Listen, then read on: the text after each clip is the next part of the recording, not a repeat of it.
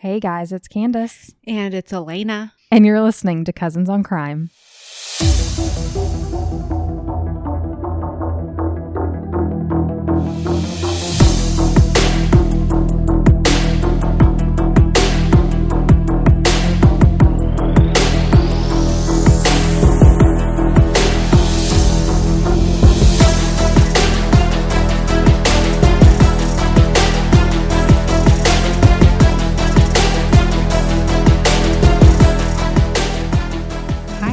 Over there.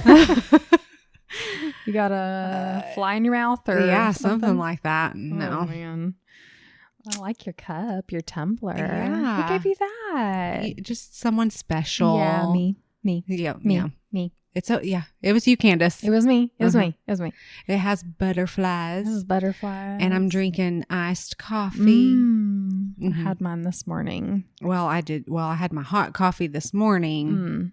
Iced coffee in the evening. See, I've gone off hot coffee. It's like I can't. I love when I can sit down and have it. Yeah.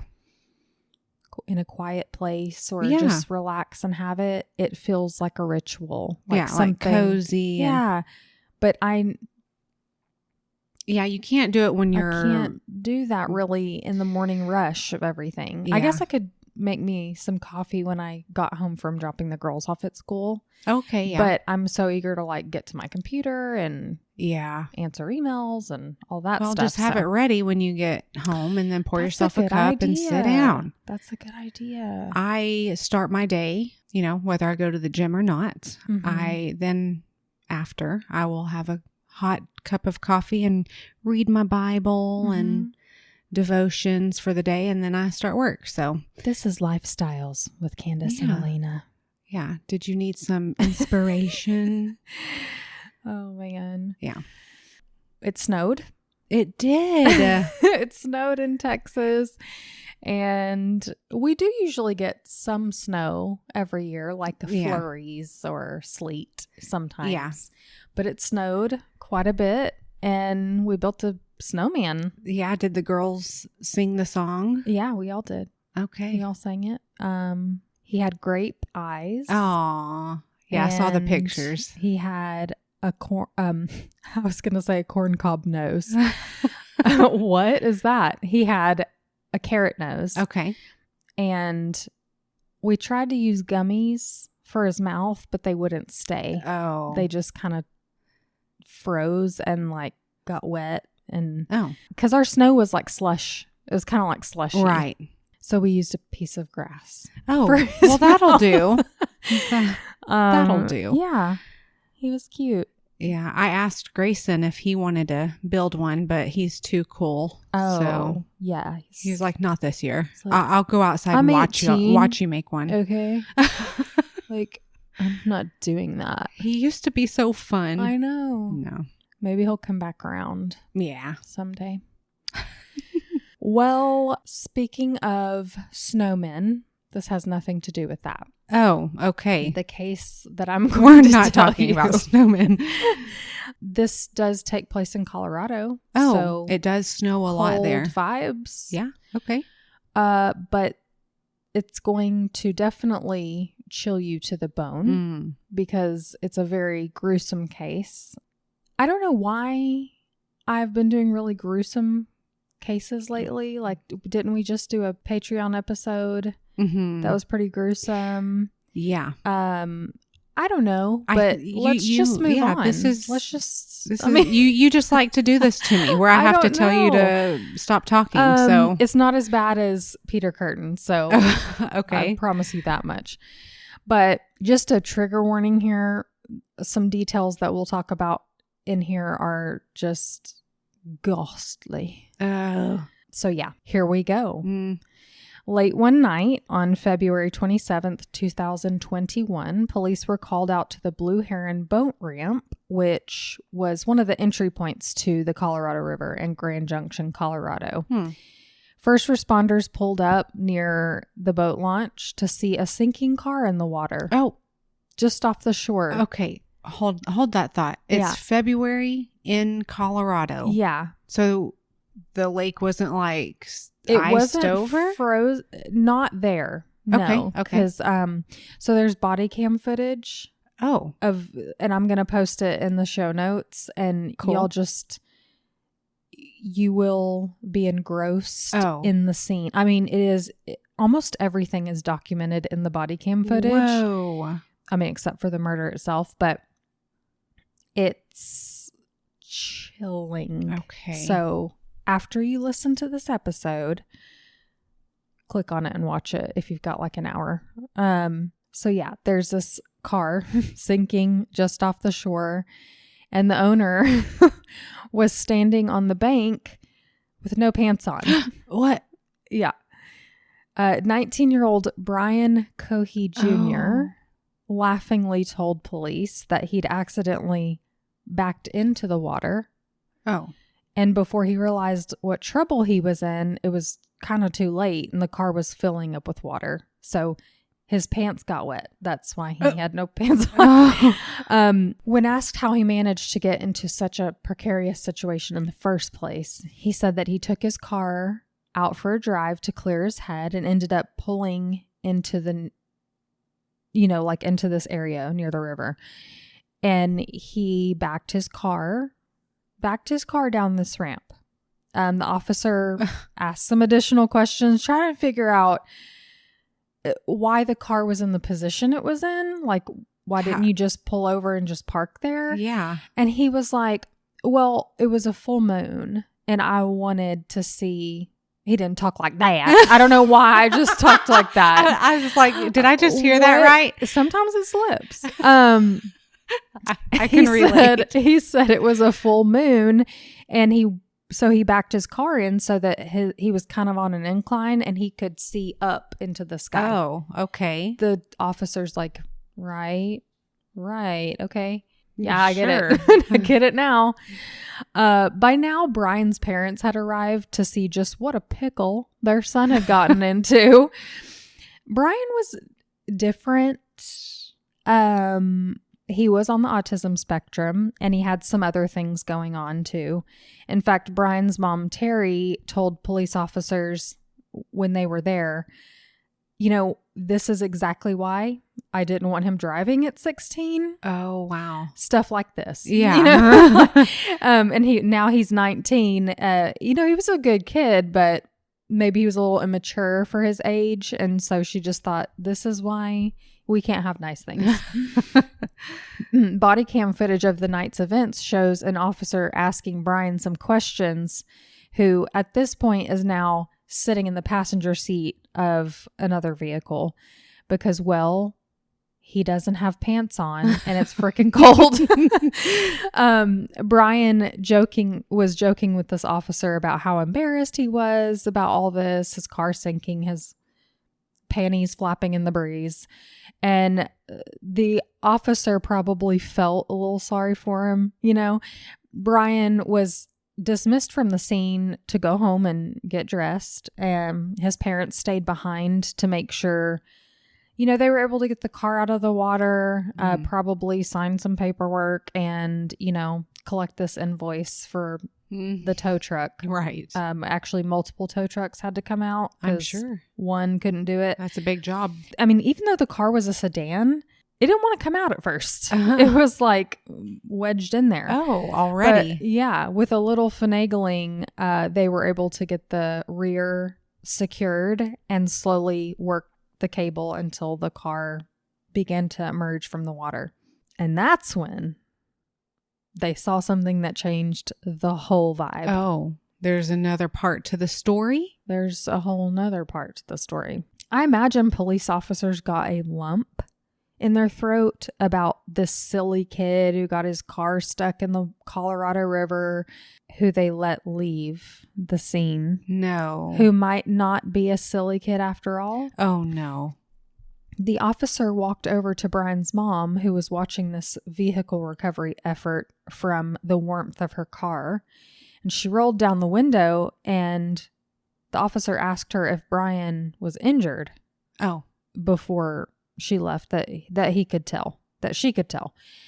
Because there was a red substance on the back of the car that looked like blood. Okay. Like on the outside. Yeah. Like the bumper underneath the license plate. And she was worried about him. She was like, oh my gosh, maybe he got hurt when he got out. So she called him straight away on speakerphone and asked, did you cut yourself? And he's like, what? And she's like, did you cut yourself? Like there's something on the car that could be blood. And he was like, blood? And she was like, yeah, are you okay? And he's like, I'm fine. I'm not hurt. And he's like, I have no idea. I have no idea why there would be anything like that on the back of the car.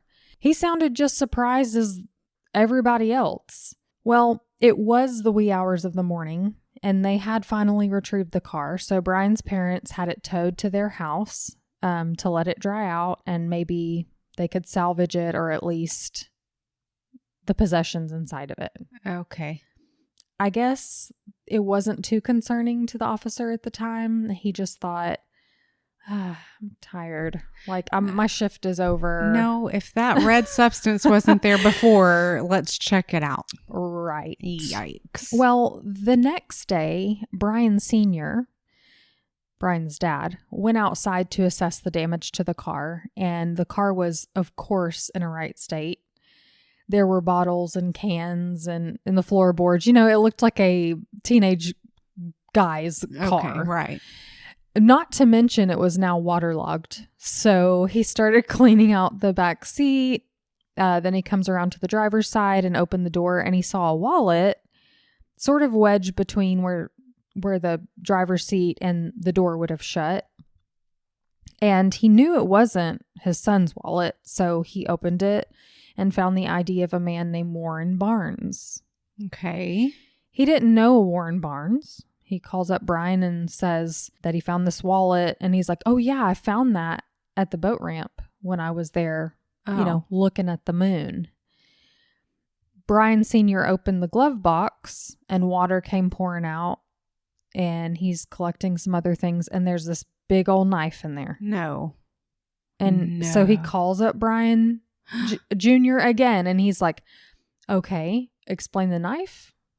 What's going on with that? And he's like, I don't feel safe. I keep it for my protection. And he's like, what do you mean you don't feel safe? And he's like, I just keep it for protection. That's it.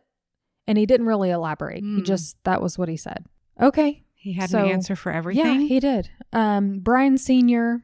began retrieving the rest of the items from the car and taking them in the house. He threw away some of the trash. And as he's sifting through the handful of stuff, he sees the wallet again. You know, he's an upstanding guy. So he gently flipped through the wallet and he was like, if I could just find some information, maybe I can contact the owner to let them know we have the wallet. Okay. So he found a temp agency card that was inside and called them. And they were like, yeah, Warren works here. He didn't show up for work today. Oh, no. Maybe by now, Brian Sr. starts seeing that there's a dot, the blood on the back of the bumper of his son's car. There's a dot, a wallet in his son's car that belongs to a man who missed work that day. And there's another dot, the knife. Yeah. He's like, maybe these dots connect in some way. And as a parent, I imagine the worst thing that went through his mind was, oh my God, my son hit somebody and it was an accident and he doesn't want to tell anybody. But the truth of what really happened would be something straight out of a nightmare. Yeah, I think all the blood would leave my body if I found my kid in that situation. Yeah. He sat on it for hours. He was like, no, surely not. Like, this is all, it's fine. Everything's okay. And then he sat on it for a day. Oh. He was maybe waiting for some simple explanation to click, you know? Mm-hmm. And then he could move on and be like, I can't believe I ever thought, something nefarious was going on. And things would click the next day on March 1st when he got a frantic call from his wife saying, get over here now. Oh, no. Dispatch shortly after received a 911 call from a woman named Terry.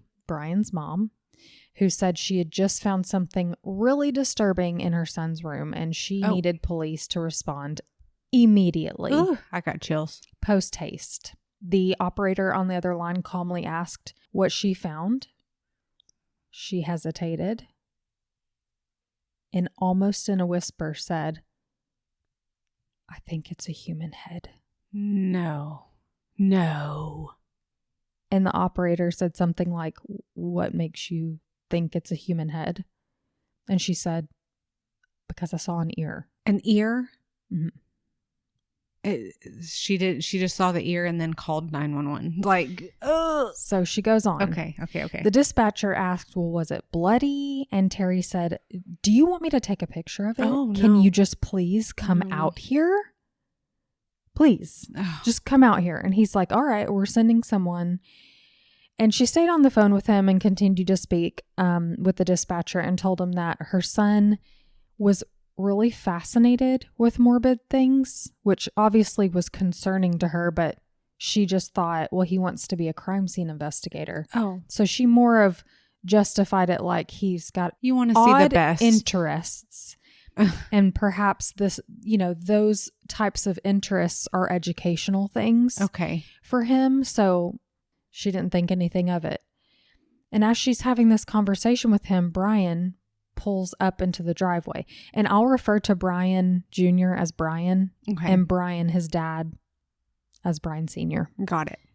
Hope that's not confusing. But anyway, he arrived home from being at a friend's house. And it seemed like she had orchestrated this whole thing. She had called Brian to come home before calling the police because she kind of wanted it all to come together. She probably had questions for her son. Yeah. So she relayed this to dispatch. He just pulled in and he was like, "Well, how's your son? Is he going to cooperate?" And she's like, "Oh yeah, he's not violent. He's won't do anything." I mean, there's nothing. And still to this point, Lena, I think she's thinking, he got this from somewhere. Oh, you know what I mean? Like the worst case scenario, you would never think. No. You would never think. So Terry explained to dispatch that she was tidying up around the house, which led her to Brian's room. She's picking up shoes off the floor. She's gathering dirty clothes and she makes her way to the closet where there's this plastic bin with bags in it. And she's like, "I don't know what this is. I've never seen this." So she opened it up and there were plastic bags in there and she kind of picked one up and it was really heavy. And so she took it to the sink because it was like, oh no. I imagine it was gross inside. I imagine with decomposition and stuff like that, it was liquidy. And she was like, "What has he got in here?" So she takes it to the kitchen sink. She ripped open the first bag. There was another bag inside. She could see through that bag that there were maggots in there. And that's when she saw like an ear. And this was a day after? This was the day after. Okay. His car got stuck in the water. Right. So she stopped right there because she could tell that it was a head.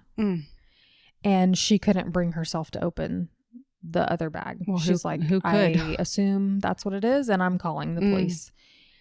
And the body cam footage of when the police arrived on scene is so chilling. When the police officers pulled up at the end of the at the end of the gravel driveway of the Cohee home, the family was all standing outside. Brian was sitting on this big boulder over by a fence and his dad was kind of standing nearby with his hands behind his back, and his mom and brother were standing closer to the house. Just as an aside, this wasn't the only Cohee residence. They talk about this in the body cam footage that where police responded, that home was where Terry conducted her in-home child daycare.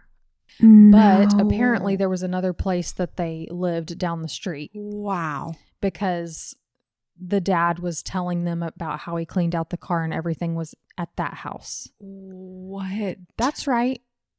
she ran a daycare out of that house. And Brian lived there because this is his bedroom. Yes. So I don't know the details about their living situation, Right. but apparently there were 2 different houses. The parents were married, so it wasn't like something like that. I don't know. Anywho, so the police are there, and Brian approaches the first officer, and the officer says to him, I believe your parents are concerned with something they found in your room. And Brian looked off into the distance, almost like he was trying to come up with something on the fly. Okay. And then he just dropped his shoulders and said, yeah, I believe so. And the officer was like, and what would that be? And Brian said, a human head and hands. Oh, and hands. And hands. It was almost like he was able to take off the mask because his whole demeanor changed when he just let it out. Okay. He's like, well, he was like, I'm just going they to say found, it. yeah. And the officer's like for real? Like a real head and hands? And Brian was like, yes. So the conversation between the officer and Brian continued very casually. It was just a casual exchange. The officer wanted to know where he acquired such objects. Mm-hmm. And Brian said that the body parts belonged to a man that he killed a couple days ago. Okay. Mm-hmm. At this point in the body cam footage, Brian's dad, who was kind of standing about 20 feet away, just kind of passively listening to Brian, his son, talk to the officers. Ooh. Once he heard that his son had killed somebody, he just turns around and just like walks towards the house. He's like, I can't listen anymore. What? Like, I think he was waiting for some kind of weird explanation as to why his son, where he got this. But when he heard, oh, it belongs to a man I murdered. He just walked away. He's like, I need a minute. I need a minute for this. That makes me sick for the parents. Really. I just can't even. His wife, Terry, was sitting near the house with her head in her hands, probably trying to wake herself up from this nightmare she was surely in. Yeah. Brian continued telling the officer that the victim was a man that recently went missing a couple days before named Warren Brown. The man's name was actually Warren Barnes, but Brian called him Warren Brown. So who was Warren Barnes? Well, Warren Barnes was a local man who hung out around the streets of downtown Grand Junction, Colorado. Though people thought he was homeless, he actually rented a room somewhere, and he had a temporary job, working part-time at this temp agency called People Ready, the agency that was listed on the card that Brian Sr. found in the wallet. Warren didn't associate with the transients, or I don't know, I think we're supposed to say unhoused people in the area, because he wasn't one of them, and he probably didn't want people thinking he was homeless, know? Right. He had chosen to live this kind of life. It was, he didn't have a place of his own, but he had a safe place to go, and he just was living like that. Minimal and comfortable. He seemed content. Okay. He really did. When he wasn't working, he would come and sit outside the back of a bridal boutique. And not only did no one care that he was camped outside their store, but the owner of the store, Monique, actually gave him a chair to sit in. Aww. Because the breezeway that was back there, it did have benches at one point, and the city removed the benches. I don't know why. Oh. Maybe to keep people like that from loitering. But she was like, he's not loitering. He's doing nothing wrong. So she brought a chair out there for him to sit in, and so he could read his books. He would sit out there and he'd eat his Subway sandwiches. Aww. The owner and the employees of the bridal shop had all gotten to know Warren, everybody else in the area, and they really looked forward to seeing him every day at 6:00 on the dot. Yeah. How you doing, just buddy? Routine. Yeah, just routine. Well, March 1st was a Monday morning, and Warren didn't show up for work. The temp agency called Monique, the owner of the bridal. Yeah, because they knew her as a point of contact. Okay. And they asked, had he been there that morning? They knew he frequented that area, and she was like, I actually haven't seen him since Saturday. I guess with the business of the day on that Sunday, she didn't really think much about, I didn't see him yesterday. And it just kind of occurred to her. But now she's feeling like something's wrong because he was so consistent, you know? So she actually called police. Okay, good for her. Yeah, she called police. They wanted to know if perhaps he had gone somewhere maybe to see a loved one, but he didn't have family in the area. And Monique remembered him talking about a daughter once, but he hadn't spoken to her in years, so likely he hadn't gone anywhere to see someone. Monique said that he was really responsible and thoughtful, and if he was planning to go somewhere, he'd have left his employer a message or told them beforehand. He wouldn't have just not showed up. He was a very reliable employee, and even his employer said the same thing. He had never missed a day of work in the 4 years that he'd been there. He took that job seriously because he needed that little bit of money for the rent and those Subway sandwiches. Yeah. Warren Barnes was cared about. I mean, even if they didn't know him that well, by the people in the community. I mean, they loved seeing him. Yeah. So back to the day of Brian's arrest. One of the officers takes Brian to sit in the back of the squad car after they realize, okay, got it. All the while walking to the car, Brian is exchanging pleasantries with the female officer. How are you doing today? Oh, I'm fine. How's your day? Oh, she's so nonchalant. She's nice to him. She apologized that her back seat was a tight squeeze for his 200-pound, 6-foot frame. She turned on the air in the car, and he's like, "Thank you, just regular, normal." Brian's mother was on the ground. Meanwhile, hysterically crying, wailing, gasping for breath, saying she could not believe this. Her other son, who was there, bent down to comfort her while Brian Sr. led police inside to show them what was in the kitchen sink. Oh, gosh.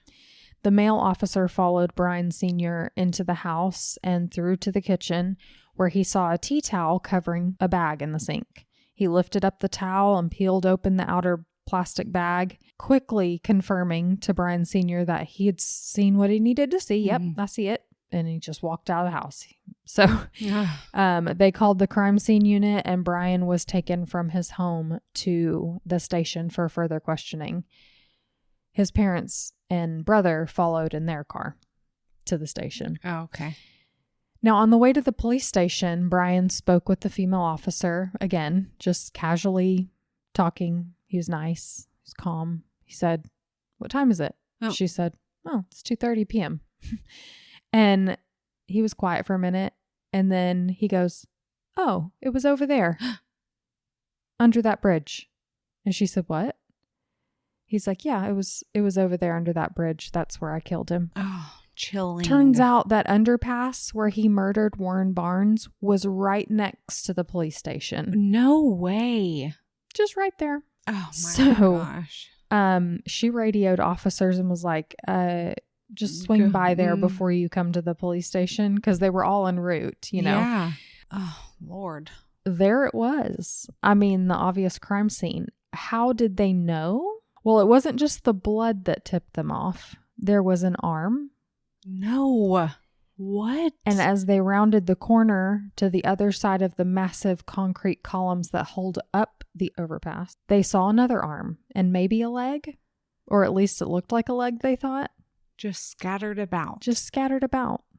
While a unit was yellow taping the primary scene under the bridge, and now they had to send a unit over down to that boat launch, because now they're thinking, well, that's the secondary scene, because now we know why his car was in the water. Yeah, he didn't just... Exactly. He wasn't just looking at He wasn't looking at the moon.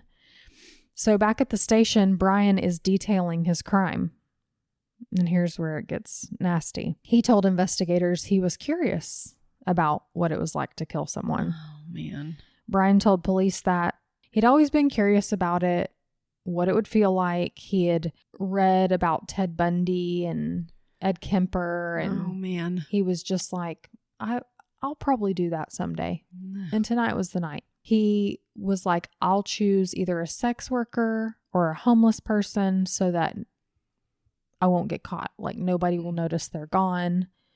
But he picked the wrong victim. Right. So he begins driving around the night of February 27th, and he says he really wasn't in a good headspace. He saw the silhouette of something under the bridge after driving for some time, and he said, I'm going to go investigate that. He assumed it was a homeless person because why else would someone be sleeping under a bridge at night? I don't know why Warren was there that night. Yeah. He did have a place to stay. Mm-hmm. I don't know why he was there. Only he knows that. Yeah. He described to police that he stopped to investigate, was his quote. But before approaching the shape, he put on plastic gloves. Oh. He explained that he wanted to make sure that he didn't leave anything behind. Premeditated. Exactly. He grabbed his knife and he walked over to this form underneath a canvas, he called it. And when he pulled it back, he startled this man who had been sleeping. He began just stabbing the man repeatedly. Oh my gosh. The man managed to cry out, "What are you doing? Why are you doing this? Like, stop." Brian described this rush of adrenaline that came over him as he attacked poor Warren, growling and behaving like, in his words, animalistic. He told the detective that he was surprised how easy it was to kill somebody. He barely broke a sweat. Oh my gosh. Warren didn't really fight back before succumbing to his injuries. He was asleep. I mean, yeah, he was probably a defenseless man. Yeah, it was probably a combination of like course really that's easy. Confused and afraid. Brian cut off the man's head and his hands and then his arms and legs. With that knife? With that knife. Mm-hmm. And I'll post a picture on our Patreon of the knife he used. And he bagged the head and the hands in Ziploc bags, he says. Ziploc bags. Mm-hmm. He loaded the bags with the head and hands into his trunk. Of course, he's getting blood everywhere. He headed home. He's like, I got what I came for. Yeah. So he hid Warren's head and hands in his closet. He cleaned off the knife. He threw away some of the trash that was in his car that had gotten blood on it. And then he lay himself down to sleep. Ew. Mm-hmm. But he couldn't really sleep. Okay. He couldn't really sleep because he starts thinking of all the evidence that he's left all over town. He's like, his gloves ripped during the murder. And he thought, what if I left a partial print on the knife?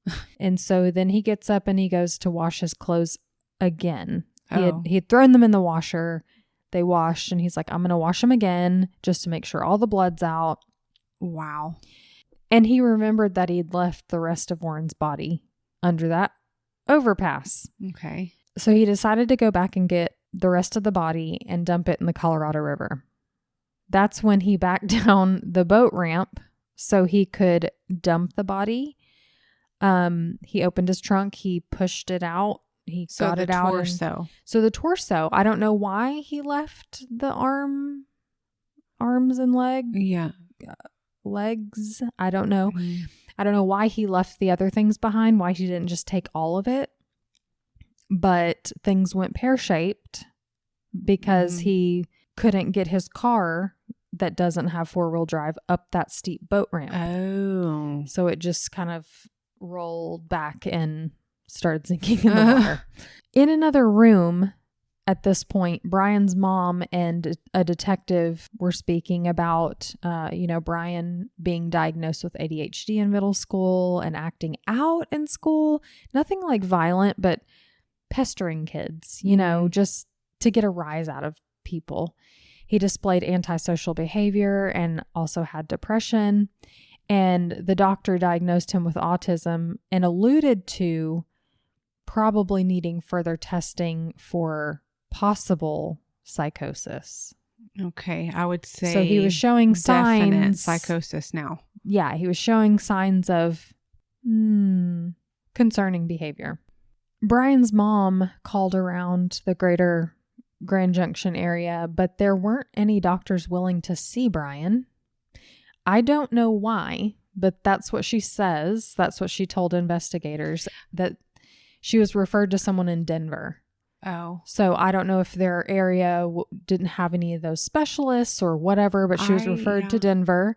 Yeah. And like, I can totally see that. This is a known issue. Mm-hmm. I mean, I do referrals for a doctor's office, and it's difficult to find enough psychiatrists, mm-hmm. psychologists. These doctors are loaded up. They are. And to get in. Yeah. Like to get in with doctors have new patient, like you, and time is of the essence when it's mental health related. Absolutely. You're told, oh, you got to go to Denver. And so she was like, well, how much is that going to cost? Like getting to Denver, paying for a specialist, like, will my insurance cover that? And these are all things that we think about all the time logistically when we're talking about healthcare and like mental health. And mm-hmm. we are thinking about the financial burden and for sure. other burdens. So instead of going that route, her son was fine. I mean, she felt like he was fine. And she's like, I'm just going to get him into some local therapy. And they did that for several months. Oh, okay. And then 2020, COVID. Oh, man. And the online sessions that they would offer him were not keeping his attention. Oh, I'm sure. The ADHD, he was all over the place. He was like, I can't focus. Mm-hmm. He was uninterested entirely. Mm-hmm. And then he graduated high school. He got a job and he seemed to be doing really well. So I think a combination of he was taking his ADHD meds and his depression meds. He was out of the high school environment. So that wasn't like, encouraging him to pick at people and stuff like that. So she just thought he was okay. And she said, while I'm not 100% sure he was taking his medication, like I set an alarm, I reminded him, and the supply seemed to be dwindling. So I assumed that he was taking his medication. She just doesn't know for sure. Right. But she described her son in that interview as textbook weird. Oh. That's a quote. She's like, he's just textbook weird. You know what I'm saying? Okay. He was who he was, and the whole family had learned to adapt to it, but he was never violent. So they just never were concerned about any of his interests. I mean, this is prime example how something can just... They were all red flags. Yeah. Something can just they didn't snap. Look red. Yeah. They just didn't look red to them. Wow. Now, the same investigator questioned Brian Sr., and it was much of the same conversation. The only complaint he had about his son was that he played video games and drank too much Pepsi. He reiterated that his son was not the least bit violent and was mostly just quirky like Brian Sr. himself was. He was like, I thought he would just be like me, like just, quiet and like me a little bit. So Brian Cohee Sr. had a business that lent free life jackets out to people. Yeah. And so he had kind of built up a great name in the area. And now he was really worried that his good name around town was ruined. Oh, man. He and his son had the very same exact name. And oddly enough, they had the same birthday. What? Yeah. So he was like, I'm going to have to move to Timbuktu now. Oh, man. Like, poor this guy. is insane. Well, let's talk about the trial. Brian was charged with first-degree murder, tampering with evidence, and tampering with a deceased human body. Brian pleaded not guilty by reason of insanity. January 17th, 2023, the trial began. The defense tried to paint Brian Cohee as an autistic guy with ADHD and major depressive disorder. His attorney said that all his mental health issues, coupled with the stress of the environment, just all came to a head and drove him insane that night. He was trying to convince the jury that he was incapable of knowing the difference between right and wrong, which is the guideline for a person to be found not guilty by reason of insanity in Colorado. So that's their stipulation. The defense even presented an expert witness, a psychologist, who testified that Brian was not in his right mind the night of the murder. Well, I don't feel like you can be in your right mind. The prosecution explained to the jury that Brian Cohee was not insane. He had planned this. He admitted it specifically to killing a homeless person. And the state had their own experts, 2 psychologists who disagreed with the defense's expert. They didn't believe, after assessing the situation, that Brian qualified for the insanity defense. He is different, all right, but not that kind of different. Yeah. He knew. And if you haven't seen this, I mean, if you've never heard of this case and you haven't seen the body cam footage, there's something sinister there. The night he gets his car stuck in the water, there's something there. Yes, you can totally pick up on the autism spectrum criteria that he's exhibiting, this kind of awkwardness, but there's an intrinsic deviance under there. Wow. It's disguised as eccentricity, I think. Okay. Maybe that's why we brush those people off. Yeah. It's because we're like, oh, they're just quirky. They're just eccentric. They're just weird, you know? But the way he lied so convincingly and manipulated his parents during those first couple days after Warrant went missing, it's so chilling. Right.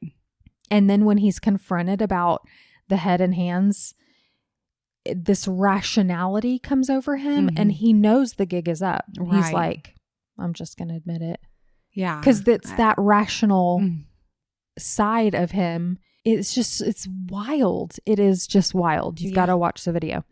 So the trial lasted 12 days. The jury took 2 days to deliberate. Okay. Wow. Because they had questions. I mean, they're trying to figure out, was he really insane? No sane person would do something like that. Well, yeah, that's what I just... No sane person would just go ham on an individual just because for no reason. They wanted to know what and it then felt just like. cut them up right there. That sounds insane to me. It does. But he was found guilty of first-degree murder. They were not convinced. Wow. They knew he had planned this. He admitted as much.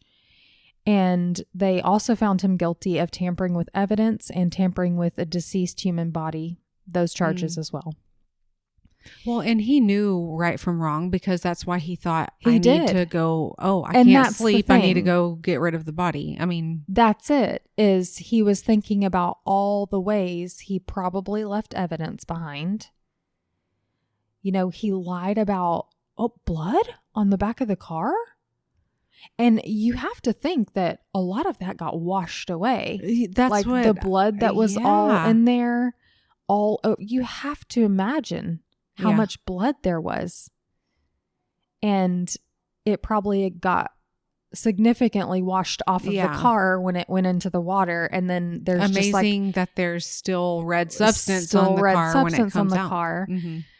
But the judge who handed down the sentencing, Judge Richard Gurley, told the court that this was the most horrific case he's seen in his 37 years.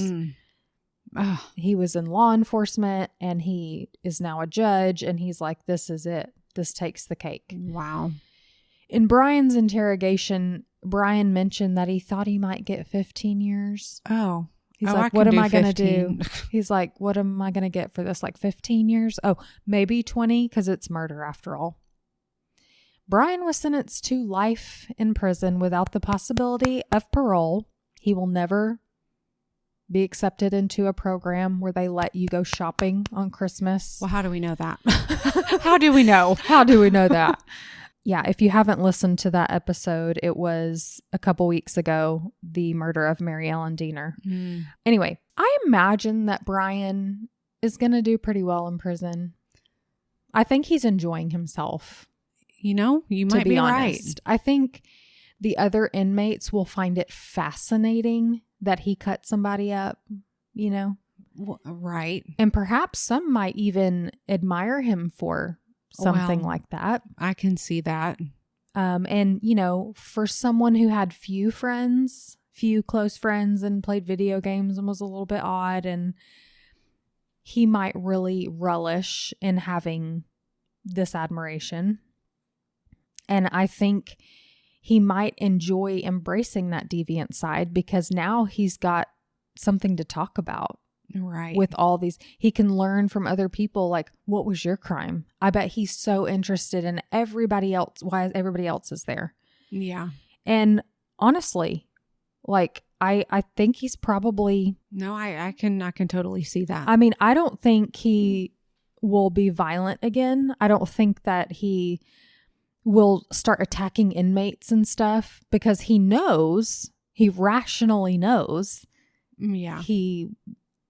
He's not going to get away with it. He's not going to get away with it. He had his chance. That's the thing. If he did get away with this murder of Warren, like if his car didn't back into the river, would he have gotten caught? Yeah. And would he have done it again? That was my thing is what would he have become a serial killer? And I think so. In his interrogation, he's like, I don't think I'm like a serial killer. Like, he's like, I don't think I would have,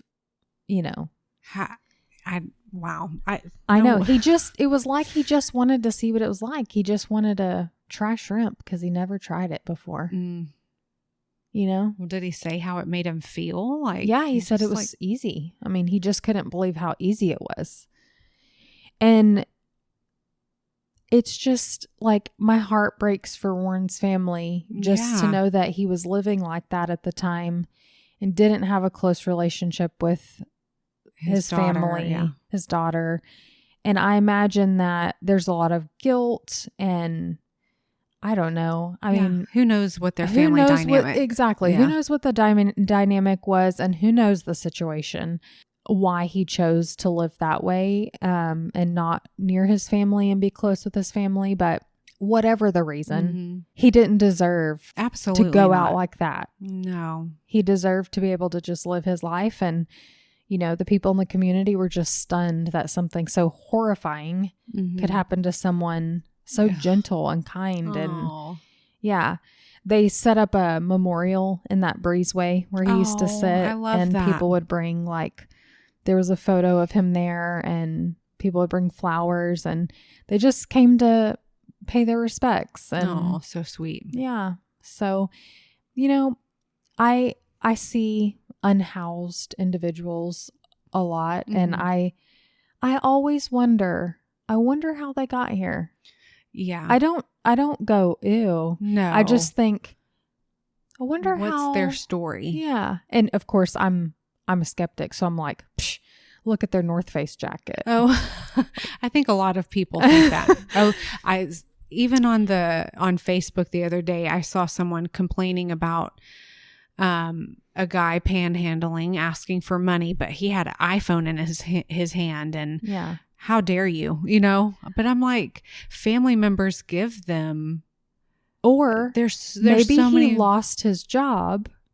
Right. He's still got a cell phone. He hasn't paid his cell phone bill in 3 months, and he's been kicked out of his apartment. Yeah. And that's literally all he has. I don't know. I just always wonder, I would love to sit down and be like, tell me your story. Just tell me your story. It's sad. I mean, I can't even imagine having no warm place to sleep. Especially now it's so cold outside. It's so cold in my house. And when I get in my bed, my sheets are cold. So I have to rub my legs together like a cricket to create some friction and warm up. And I get to lay my head on the pillow and cover up and get all cozy. Yeah. And we take that for granted. We do. No. So, just next time you see somebody out there, I don't know, go buy them a coffee or, Yeah. buy him a North Face jacket. There you go. Something. Just so someone else can be like, how dare you wear that? I know. Okay, go to Walmart and buy them a jacket. Who cares? No. Anyways, rest in peace, Warren. Yeah. It's just so sad. He was just minding his own business, sleeping under a bridge. Yeah, this case is just... It's so senseless. It is. It's heartbreaking. It's disturbing. Yeah. Wow. Yeah. Well, thank you for telling us about Warren. He sounds like a beautiful person. No. Sweet. I'll post a picture on our Instagram. Well, anyway, that was great. Let's do it again sometime. Let's do it. See you later, guys. Bye. Bye now. Thank you for listening to Cousins on Crime. Get connected with us by becoming a free member on our Patreon. Or for just $5 a month, you'll have access to bonus episodes, discussion groups, and much more. If you can't afford $5 a month, we get it. Inflation, am I right? Please consider leaving us a positive review and rating wherever you listen. And don't forget merch. Support our podcast and show the love by sporting t-shirts with our latest designs, or grab an evidence bag to keep the chain of custody for all your valuables. Don't forget to follow our show on your favorite streaming app so you never miss an episode, and get photos and updates on our Instagram at Cousins on Crime Podcast or our Cousins on Crime Facebook page. Have a case suggestion? Email us at cousinsoncrime@gmail.com.